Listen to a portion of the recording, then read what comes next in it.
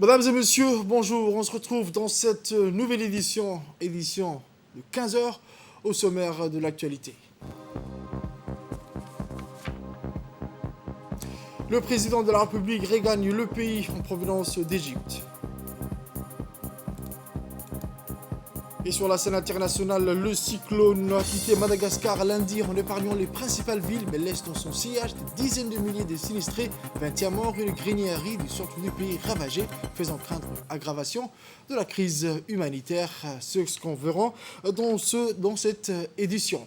Les détails de ce journal à présent, on commence avec les actualités à la une de ce journal où le président de la République, son Excellence M. Ismaël Omar Guelleh, a regagné le pays ce lundi en début de soirée à l'issue d'une visite officielle qu'il a effectuée en Égypte à l'invitation de son homologue M. Abdel Fattah el-Sisi, placé sous le signe du renforcement des liens de fraternité, de solidarité et de coopération. La visite fructueuse du président Guelleh en Égypte a eu pour principale étape l'audience en tête-à-tête qu'il a eue avec son homologue, M. Abdel Fattah el-Sisi.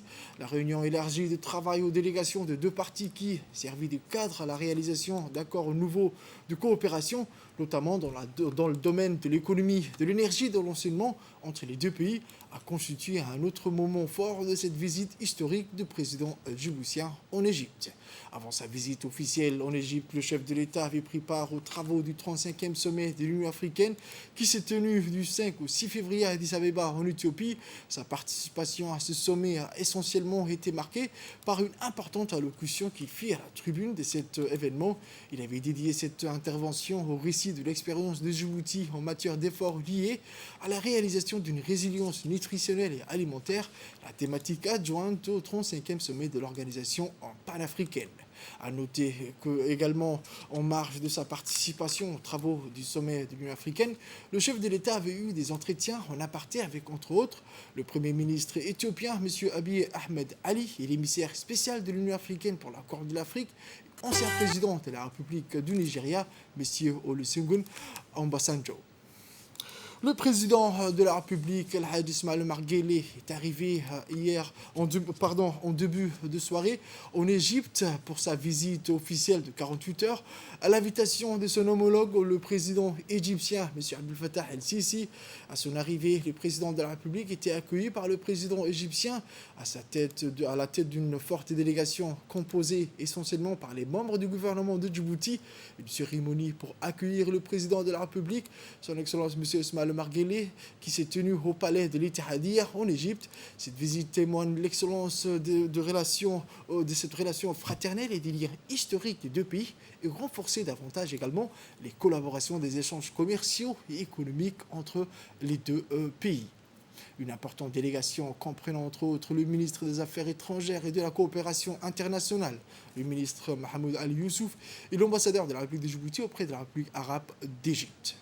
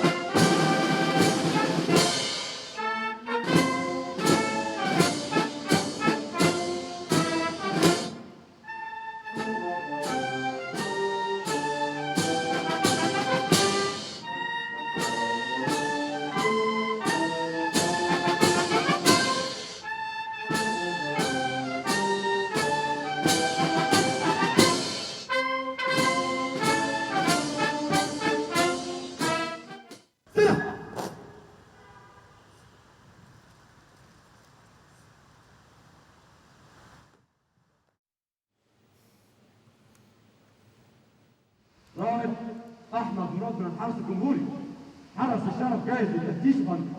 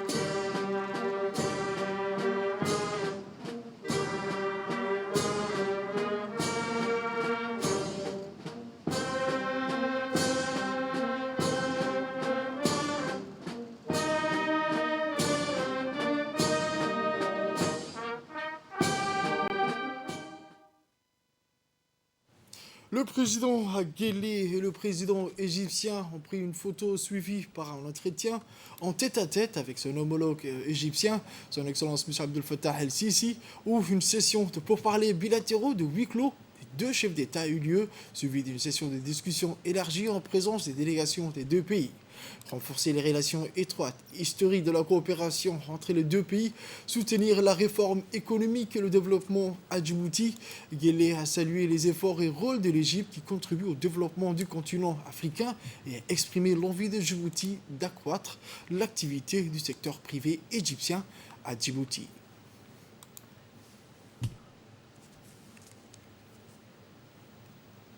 Le chef de l'État, son Excellence M. Ismaël Omar Guelleh et son homologue égyptien, M. Abdel Fattah el-Sisi, ont procédé à la cérémonie de signature de 3 accords de coopération. Il s'agit d'un accord d'entente pour créer un mécanisme de consultation politique entre les deux ministères des Affaires étrangères, signé par le ministre des Affaires étrangères de Djibouti, M. Mahmoud Ali Youssouf, et son homologue, le ministre des Affaires étrangères égyptien, M. Sameh Choukri. Un accord d'entente entre les autorités des ports et zones franches et le ministère du Commerce et de l'Industrie égyptienne, et un troisième accord qui est signé entre le ministère de Djibouti de l'énergie et des ressources naturelles et le ministère égyptien du pétrole et des ressources minéraux.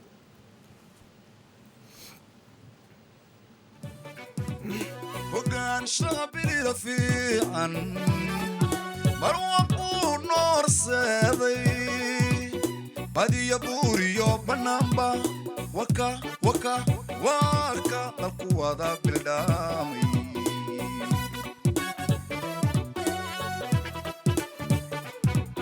haddaan bilistiyo haweenka bartii labadii kun maanta hallays barbar dhigo nidhaahno horow markan baaxadiisa bilaahi عليك بلغا بالله عليك بلغا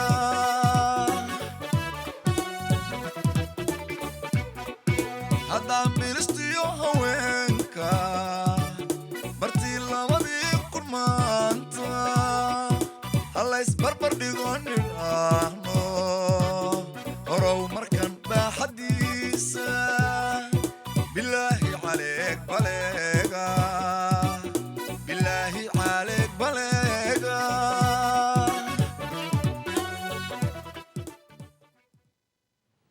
Lors de la visite officielle de 48 heures du président Guelleh, une conférence de presse est tenue avec son homologue égyptien, le président de la République arabe d'Égypte, M. Abdel Fattah el-Sisi, qui a de nouveau souhaité la bienvenue au président Ismaël Omar Guelleh en le souhaitant un bon séjour. Voici un extrait.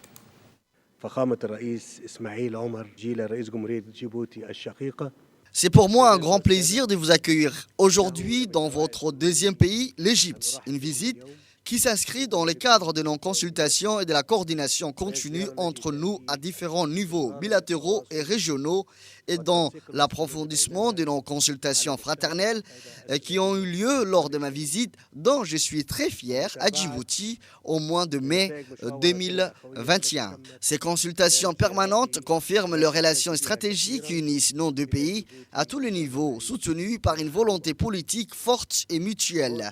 Les entretiens d'aujourd'hui avec mon frère, son Excellence le président Guelleh, ont été caractérisés par la franchise et la transparence et ont reflété l'étendue de la convergence de vues entre nous sur de nombreuses questions bilatérales et régionales et des questions d'intérêt commun. Dans ce contexte, nous avons passé en revue, au cours de ces consultations, les progrès réalisés dans les projets de coopération bilatérale entre nos deux pays et nous nous sommes mis d'accord sur l'importance du travail conjoint en vue d'apporter les soutiens nécessaires pour accroître les investissements mutuels et la contribution des entreprises égyptiennes aux démarches de développement économique à Djibouti et les efforts pour y ouvrir la branche de la Banque d'Égypte à venir. Nous avons souligné également la nécessité d'aller de l'avant pour augmenter les volumes des échanges commerciaux entre les deux pays et établir la zone logistique égyptienne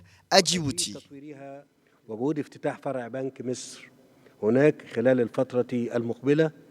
وأكدنا على ضرورة الدفع قدما.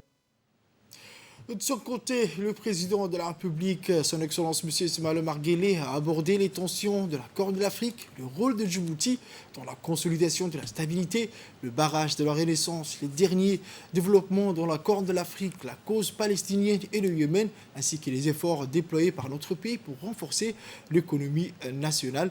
On écoute le président de la République. C'est pour moi un grand plaisir d'être aujourd'hui ici, au cœur, capitale de la République arabe d'Égypte. Et je voudrais tout d'abord vous remercier, Monsieur le Président Abdel Fattah al-Sisi, pour l'accueil chaleureux que nous avons reçu depuis notre arrivée sur la terre des Kinana, l'Égypte, et pour la généreuse hospitalité. Monsieur le Président, ma présence ici aujourd'hui parmi mes frères en Égypte, après votre visite historique dans votre deuxième pays, à savoir la République de Djibouti, reflète clairement le lien fraternel entre nos deux pays frères et des relations stratégiques solides à tous les niveaux. Ma plus belle visite en Égypte s'inscrit également dans le cadre d'une préoccupation commune et la forte volonté politique mutuelle de renforcer la coopération bilatérale dans tous les domaines, ainsi que dans le cadre de la concertation permanente sur les questions régionales et internationales d'intérêt commun. J'ai eu des entretiens fructueux avec mon frère, le président Abdel Fattah al-Sisi, qui ont porté sur les moyens de développer et de renforcer les relations bilatérales à tous les niveaux, ainsi que sur divers problèmes et sujets d'intérêt commun. Nous sommes convenus de l'importance de lancer les relations de deux pays vers de nouveaux horizons en développant des cadres de coopération dans divers domaines prioritaires, au premier rang desquels figurent l'économie, les commerces, l'investissement, l'industrie, le tourisme, la sécurité, la culture, l'énergie, les infrastructures et le renforcement des capacités en ouvrant la voie à une nouvelle phase de partenariat existant entre les deux pays. Au niveau régional, nous avons souligné l'importance de réactiver la coopération pour consolider la sécurité régionale.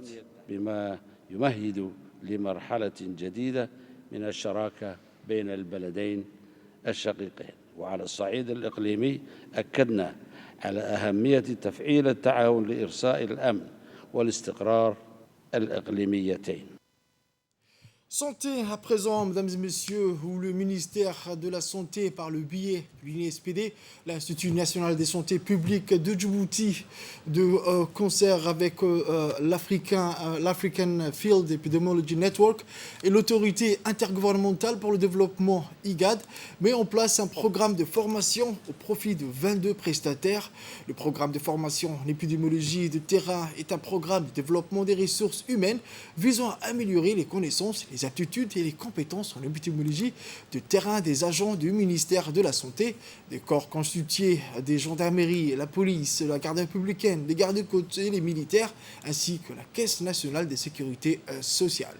La prise en compte des corps constitués par la participation des agents de santé de la gendarmerie, de la police, de la garde républicaine, même de la garde-côte et les militaires, mais également de la Caisse nationale de la sécurité sociale, était une innovation majeure de la première cohorte de Djibouti.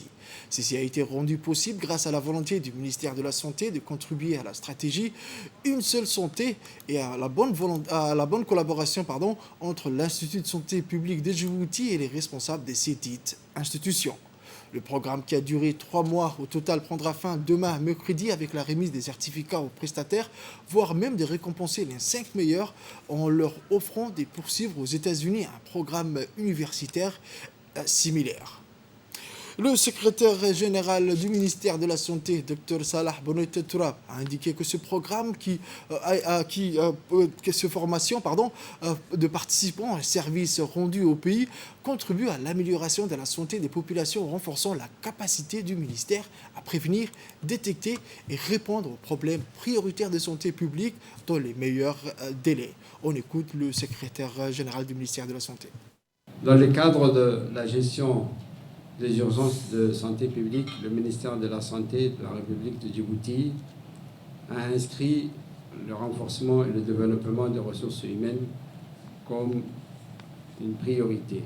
C'est ainsi qu'en collaboration avec le Centre de contrôle de la prévention de la maladie, CDC, l'autorité intergouvernementale pour le développement, l'IGAD, et le réseau africain d'épidémiologie de terrain, la FNET, et le département de la santé, a entrepris le processus de mise en place d'un programme de formation de base en épidémiologie de terrain pour plusieurs cadres et personnels de tout le système de santé de Djibouti. C'est un long processus qui est aujourd'hui une réalité. Merci à tous les acteurs qui ont contribué. L'objectif de ces formations en épidémiologie de terrain est de renforcer les capacités du système de santé publique à identifier et répondre rapidement à l'émergence d'éventuelles épidémies, d'éventuelles maladies à potentiel épidémique, notamment celles que nous vivons aujourd'hui, la maladie à coronavirus et également le virus Ebola, en améliorant la collecte, l'analyse et la diffusion de données de santé publique à tous les niveaux pour une prise de décision et de bonnes décisions. En effet, face aux différents défis du moment qui imposent une détection précoce des cas, une riposte conséquente, nous nous devons d'être plus aptes, plus aguerris, prêts en utilisant des moyens et des méthodes efficaces. D'ores et déjà, je puis vous assurer que le ministère de la Santé ne ménagera aucun effort pour la poursuite de formations en général et celles relatives au programme Frontline en particulier. Autre actualité de ce journal, conformément aux recommandations de la société civile formulées lors des États généraux de l'éducation en décembre 1999, qui ont été réitérées lors du colloque et des consultations sur l'amélioration de la qualité des enseignements apprentissages, le MENFOP a dédié d'institutionnaliser le port de l'uniforme scolaire dans les écoles de l'enseignement de base. C'est dans ce cadre que le Collège de l'enseignement moyen de Boulaous a organisé hier une journée de sensibilisation sur le port de l'uniforme pour les enseignants, les personnels administratifs du CEM de Boulaous, pour mieux inciter les élèves au respect de l'obligation du port de l'uniforme scolaire. Cette initiative qui vient du proviseur du CEM de Boulaous a donné aux élèves, aux enseignants ainsi qu'au personnel administratif les motifs et la motivation pour donner l'exemple et servir de modèle dans le respect de l'obligation du port de l'uniforme scolaire dans les établissements. Plus généralement, les uniformes scolaires sont destinés à assurer une certaine équité entre les élèves de toutes les couches sociales et de gommer les déséquilibres sociétaux. À Balbala, à présent, c'est la commune de Balbala, en collaboration avec le ministère de la Jeunesse et de la Culture, qui a organisé hier après-midi au complexe Al-Rahma une journée de sensibilisation, de lutte contre les drogues. Cette réunion a présidée par le président de la commune de Balbala, M. Idriss Bachir, et la séance a débuté par la lecture du Saint-Coran et l'hymne national. Était présent à cette séance le vice-président de la commune de Balbala, M. Hassan Lassé, le président de la commission des sports de la commune de Balbala, Nasser Mahamoud. Cette journée servit aussi de cadre d'appréciation du niveau de sensibilité de notre jeunesse par rapport au thème de réflexion, le thème qui est jeunesse saine, patriotisme et engagé.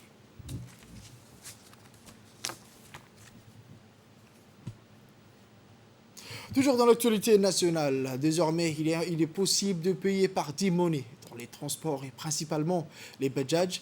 L'objectif derrière, simplifier la vie, une manœuvre qui fait gagner du temps aux étudiants de l'université qui sont les bénéficiaires et aussi les chauffeurs qui n'auront plus de problèmes lors de la transaction avec les clients. Cette initiative va permettre de fluidifier le trafic tout en évitant les arrêts pour faire de la monnaie, les attentes, les discussions tendues. De l'autre côté, pour les chauffeurs, ça leur permettra d'augmenter les revenus. Cette opération initiée par la direction de Dimani s'inscrit dans le paysage djiboutien pour diminuer l'utilisation des paiements en liquide, le tout pour simplifier l'expérience des transports pour toutes les personnes qui utilisent l'application Dimani. En d'autres termes, améliorer la vitesse commerciale avec le nouveau moyen de paiement mobile.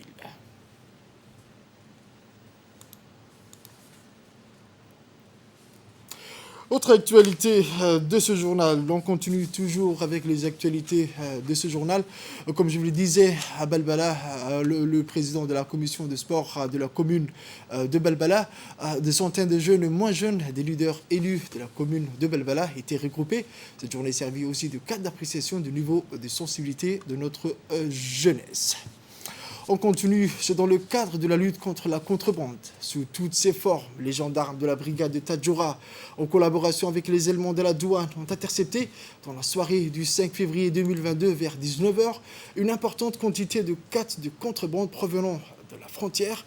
En effet, grâce à un dispositif de bouclage adapté mis en place aux alentours du lieu dit PK9, les gendarmes ont arrêté un véhicule type Bajaj.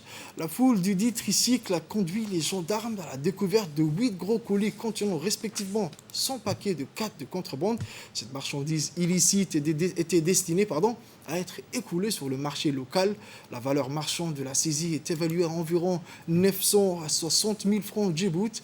Le véhicule ayant servi à la commission de l'infraction a également été immobilisé dans l'attente d'une décision de justice.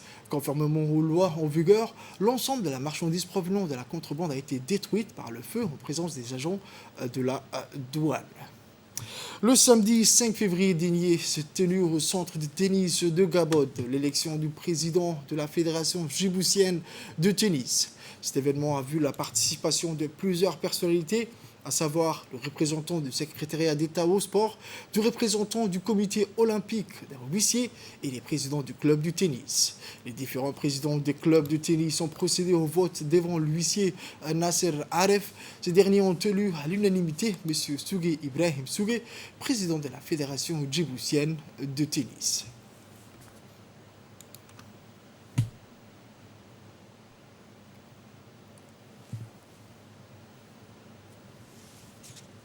Et enfin, sur la scène internationale, je vous le disais dans le titre, la grande île de l'océan Indien, qui compte près de 28 millions d'habitants, était déjà sous le choc d'une tempête tropicale, Ana, qui avait fait 55 morts fin janvier et d'une intense sécheresse dans le sud depuis des mois.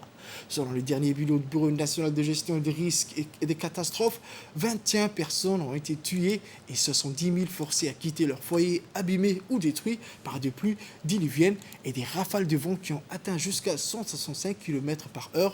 Le cyclone qui avait précédemment arrosé l'île française de la Réunion a frappé Madagascar dans la nuit de samedi à dimanche sur la côte orientale, sur une zone de 150 km de long, peu densément peuplée et agricole. Le cyclone s'est ensuite dirigé vers l'ouest, à l'intérieur des terres, provoquant des crues de rivières qui ont dévasté les rivières du grenier à riz de Madagascar, dans le centre du pays, afin de s'affaiblir selon l'UNICEF. Une vingtaine de routes et 17 ponts restaient coupés lundi. Selon les autorités, certaines des zones les plus efficaces étaient complètement isolées, comme la ville de Monakara, selon le Bureau des affaires humanitaires de l'ONU. Sur son passage, Batirai a aussi en partie détruit la principale route reliant l'île du Nord au sud, ce qui rendra difficile la fourniture d'accès et de renfort de certains villages, y compris dans la zone des sécheresses, a alerté Jean-Benoît Manès, soulignant que Madagascar est en crise humanitaire constante.